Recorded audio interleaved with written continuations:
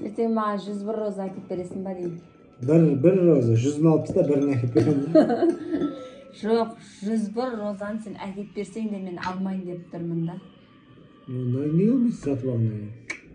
Алмайын мен. Сол үшін саған заранее айтып отырмын. Маған 101 роза да керек емес, бір роза да керек емес. Не керек дейін ба? Домашний тәбішкі керек қапты. Домашний тәбішкі керек. Зонтик жоқ, ертең күзде далаға шығатын зонтик керек.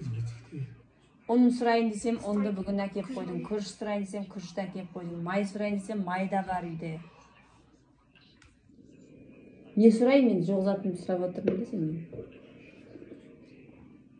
101 роза алсам, оны жей алмайсың, тамаққа сала алмайсың, қуыра алмайсың, пісіре алмайсың.